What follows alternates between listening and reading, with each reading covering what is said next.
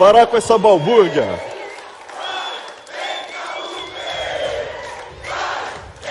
Obrigado. Obrigado, gente.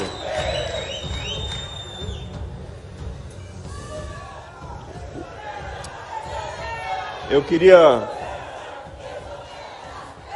Então, esse é um dos temas que eu ia comentar aqui da palestra. Esse é um dos temas. Primeiro, falar o seguinte: eu concordo, conheço o Duda bastante, o Eduardo Bolsonaro, há algum tempo já. Agradeço. Eu fico impressionado com o trabalho que ele está fazendo. Aqui dentro é um guerreiro, mas esse trabalho de costurar a base, as estruturas, para a gente ganhar essa batalha, eu já vou falar da exoneração, calma. É muito importante. É importante para a gente ter estrutura, ter um evento como esse, ter a perspectiva que é uma batalha internacional. Dentro desse trabalho, a gente tem que ter também a perspectiva histórica, porque tem eleição daqui a 3 anos e depois tem outra. A gente tem que ter uma estratégia de longo prazo para ganhar essa batalha. Tem o Duda, mas a gente tem todas as estruturas aqui, tem um monte de políticos jovens. Então esse é o tema que eu queria trazer aqui para vocês. Porque a gente abordou vários assuntos. A gente abordou a questão das armas, que tiraram o direito da gente se defender.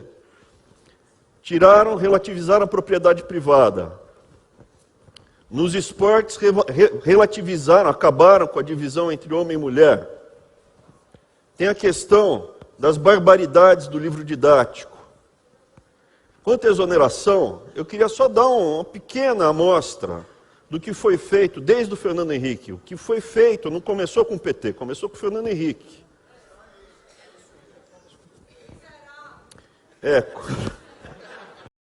Crise na saúde. Não, a crise é falsa. Houve sim atraso de salário de 1 mês, em alguns casos 2 meses, nas OS, mas só nelas.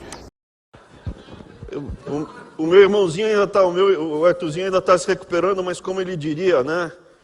Você não morre de AIDS, você morre de tuberculose. Então, você tem a doença oportunista e você tem a AIDS. Quem enfraqueceu o nosso organismo foi justamente... Ninguém começa no crack, você começa na maconha. Quem abriu a porta para o Lula entrar foi o Fernando Henrique. E esse trabalho está sendo feito há muito tempo. Exonera, exonera!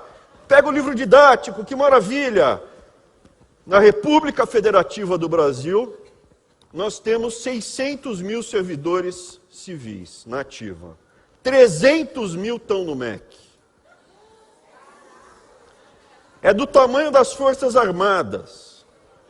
Os poucos últimos anos do PT, da Dilma, aumentaram em 100 mil no MEC, só no MEC. Ah, é? Tá bom. Com concurso público e o STF, Ministério Público, a gente tem que usar a cabeça. Nós somos indivíduos, a gente está crescendo rapidamente. Uma coisa só que eu discordo do nosso amigo Eduardo Bolsonaro, que organizou tudo, está liderando esse processo todo. Que o Onix comentou, é o nome do futuro. Esse daqui é o cara do futuro.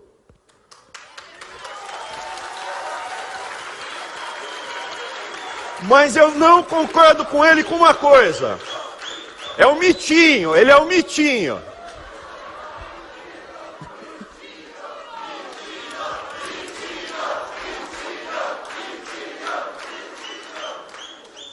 Mas eu queria discordar dele de uma única coisa.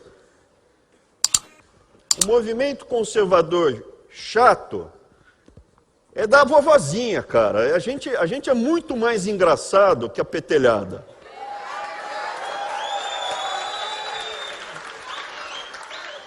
Quando eu era moleque, sempre tinha aquela velha chata que pintava o cabelo de azul. Hoje tem também a mulherada pintada de cabelo azul, que é chata, que vem amolar a gente. A gente é engraçado, a gente é alto astral, estamos com energia e vamos ganhar a batalha. Mas para ganhar a batalha, não adianta atacar os sintomas. Tudo que a gente falou aqui foram os sintomas. estão destruindo as diferenças entre sexo, estão quebrando a nossa identidade individual. Porque se eu não sei quem eu sou, por que eu vou lutar? Destroem a nossa identidade familiar. Se eu não tenho filhos, para quem eu vou lutar? Eles destroem os nossos valores, nossas referências históricas. Cadê o José Bonifácio? Cadê os irmãos Rebouças? Cadê a princesa Isabel? Cadê a dona Leopoldina? Cadê os livros que sempre definiram a cultura brasileira? Cadê a Bíblia?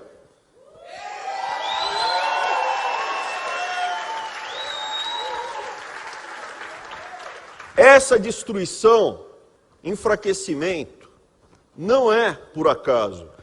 Direito à defesa, ter arma, propriedade privada, tudo isso são sintomas de um ataque maior. Por que a gente está aqui? A gente está lutando aqui pelo quê?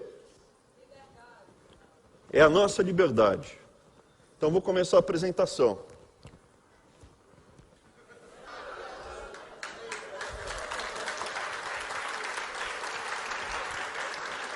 Está na hora de quem quiser tomar o comprimido azul sair. Posso dar sequência? Eu conto no final o que é isso aqui. Está em grego. Por que está em grego? A democracia surge com a classe média. Como é que surgiu o conceito da democracia? Surgiu na Grécia. Atenas era uma sociedade oligárquica. E você tem um negócio chamado revolução hoplita. É uma revolução. O que nós estamos fazendo aqui é uma revolução, assim como teve uma revolução em Atenas. Você tinha um grupo pequeno de nobres ou de oligarcas que tinha dinheiro para comprar cavalo, lança, espada. E quando eles tinham que defender ou brigar, era um grupo pequeno de oligarcas que ia lutar pela cidade. Quando eles venciam, eles ficavam com os espólios. E no tempo de normalidade, quem mandava na cidade eram eles. Atenas passou por uma revolução econômica. A revolução econômica foi o comércio, que permitiu ter artesanato, ter algum trabalho de skill, de desenvolvimento, e com o comércio e com esse artesanato, surgiu uma classe média. Não tinha só grandes proprietários de terra, poucos que podiam comprar armas. Surgiu uma classe média que podia comprar o elmo, o peitoral, uma espada, uma lança e o óplon, porque eles eram hoplitas, que é o escudo. Esse cara, classe média, ele sozinho não era forte. Ele era mais fraco do que um oligarca. Mas ele, junto, era imbatível. A classe média junta, armada, preparada, era imbatível. E se tornou o grupo dominante da Grécia. E essa é a base da democracia. Porque a classe média, ela não está lutando pela liberdade do indivíduo. Eu estou lutando pela liberdade dos meus filhos, mas eu sei que se for só os meus filhos que forem livres, eu não consigo. Eles não conseguem. Eu tenho que lutar pela liberdade minha, dos meus filhos, da minha família e da família do Eduardo e da família de cada um de vocês. Porque juntos nós não seremos escravos. É disso que a gente está falando. A batalha da educação é sobre liberdade. Um analfabeto é um escravo. Ele não consegue nem andar de ônibus. Um analfabeto, ele é totalmente guiado, porque ele não consegue interpretar um texto. Quem sabe ler e escrever, não vota no PT.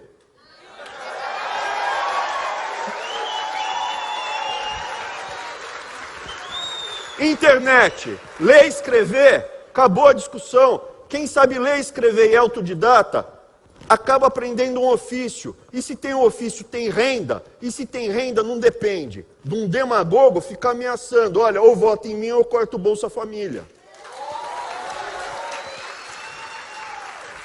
Educação da família e ensino na escola gera liberdade. Quem fala que a classe média é fundamental para a democracia é um carinha chamado Aristóteles. Ele estava já depois, uns 350 anos depois da Revolução Hoplita. Mas ele identificou que uma comunidade política que possui extremos de riqueza e pobreza não é uma cidade de pessoas livres, mas de escravos e senhores. Aonde os escravos ou servos, eles têm muito ódio, têm muito rancor. E esse rancor pode ser capitalizado por um demagogo que vira ditador e domina toda a cidade. Ou a cidade vai ser comandada por um grupo de oligarcas,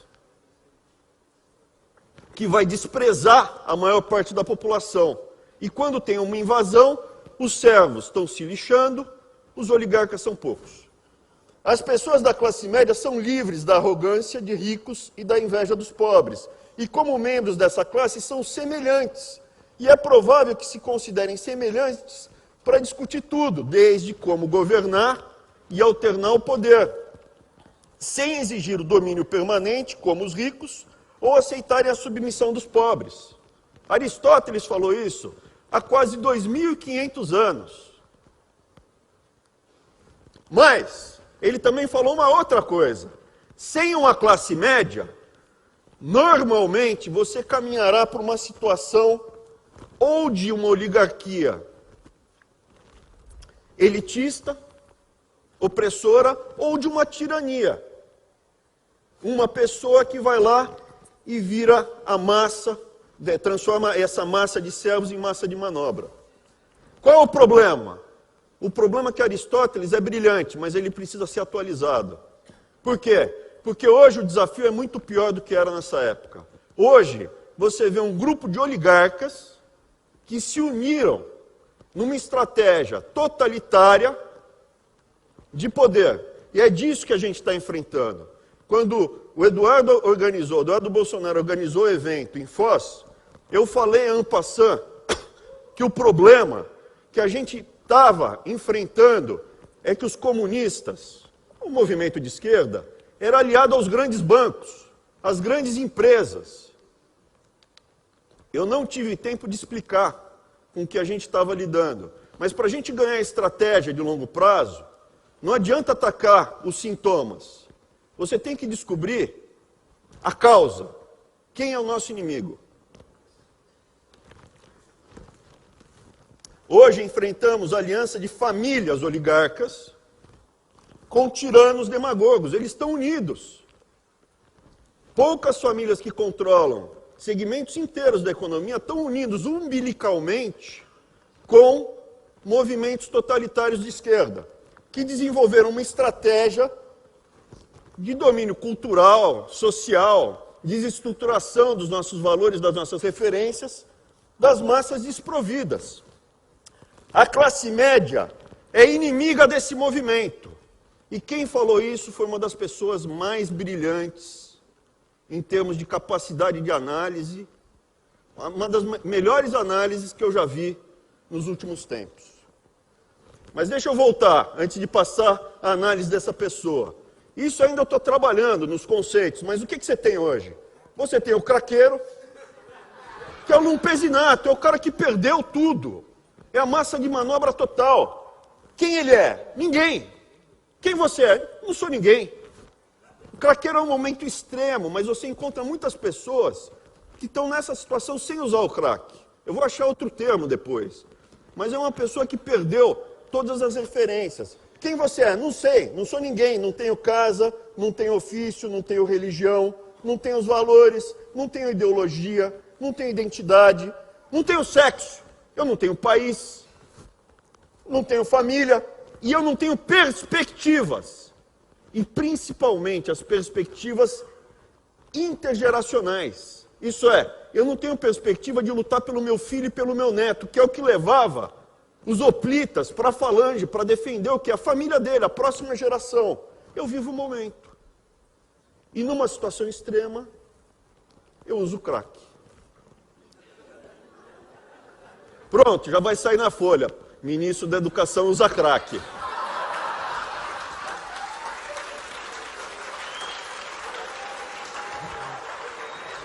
Quem é o inimigo? Quem é o inimigo desse movimento? É a família. Porque se você tem uma família, mesmo que você não tenha, mas você tem o potencial de ter, quem você é? Tem alguém na família que tem um ofício. Eu sou um padeiro, eu sou um contador, eu sou um policial, eu sou um marceneiro, eu sou um empresário que tem um negócio assim, assado, frito, cozido. Eu tenho um ofício, eu tenho uma família, eu tenho valores judaico-cristãos no Ocidente. Quero um país melhor e mais seguro para os meus filhos e netos. Esse é o inimigo. Você tem o comunista vocacional. O que é o comunista vocacional? A melhor forma que eu consigo enxergar, eu não sei se é o idiota útil, eu vejo mais como, olha, a forma mais eficiente que eu vi para analisar como o outro lado se comporta é como uma religião sem Deus. Você tem o alto clero, na Idade Média você tinha famílias de papas, e você tem o baixo clero. O baixo clero não tem família, ele está 100% dedicado à causa. Ele tem um ofício, ele tem lá seus 10 mil reais, 15 mil reais, 5 mil reais por mês.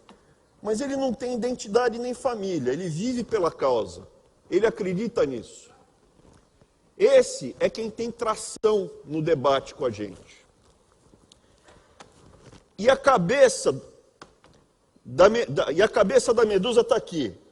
É o comunista dinástico, é um oligarca, empresário comunista, por incrível que pareça, é o que a gente lida, é o falso bom moço, é aquele cara que se entope de ganhar dinheiro arrancando o couro do povo e vai lá e fala, não, mas o social. Quem está falando são vocês. E o alto clero. O alto clero, o que é? Você pega, são gerações de grão-vizir comunista. O vovô, o bisavô do cara era, o avô do cara era, o pai do cara é, o cara é e o filhote já está vindo para sugar nosso sangue. Não é piada, não é o João Dória esse. Esse daqui estava lá em outro modelo aqui. Mas se você pegar, tem uma família lá no Rio Grande do Sul que o bisavô era socialista. Tem um monte, mas tem uma lá que o pai está no PT, a filha está no PSOL e o filhote que já está lá com seus 30 anos, não sei, você que está falando também. Mas voltando, esses são os inimigos. A classe média é o alvo. E foi muito identificada por uma das melhores análises políticas que eu já vi. Por favor, passa o vídeo. Passa o vídeo. Passa o 5 anos antes do impeachment. Marilena Chauí. Escuta, não despreze o inimigo. Seu inimigo é inteligente. Nosso inimigo não é um rato, não é uma formiga. Ele é tão forte ou mais forte que a gente. Eu vou falar num tom que não é o meu, porque eu tô com uma gripe do cão. E se eu falar no meu tom, eu vou... Presta atenção na gesticulação dela. Vou falar numa voz que não é compara minha com e que o me Terceiro desgosta Reich, a Alemanha muito, nazista. E é troca a voz a que palavra sobrou. classe média por judeu. E por que eu defendo esse ponto de vista? Não é só por razões teóricas e políticas. É porque eu odeio a classe média. A classe média é o atraso de vida. A classe média é estupidez. É o que tem de reacionário, conservador, ignorante, petulante, arrogante, terrorista. É uma coisa fora do comum a classe média. Não então, leve eu pro me pessoal. recuso a admitir Presta atenção. que os trabalhadores brasileiros, porque eles galgaram direitos, conquistaram direitos, esses direitos foram conquistados por 20 anos de luta, 20 anos de luta, fora os 500 anteriores de luta e desespero, e dizer que essas lutas e essas conquistas fizeram a gente virar classe média de jeito nenhum, de jeito nenhum. A classe média é uma abominação política, porque ela é fascista. ela é uma abominação ética, porque ela é violenta. A E palavra ela é não uma é fascista, abominação que você tem que prestar cognitiva, atenção, porque ela é abominação. ignorante. O que Sim. você faz com a abominação?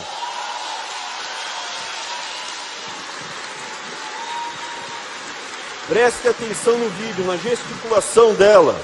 E pega qualquer discurso do Terceiro Reich. Troca a palavra classe média por judeu. É Schmutzige Juden.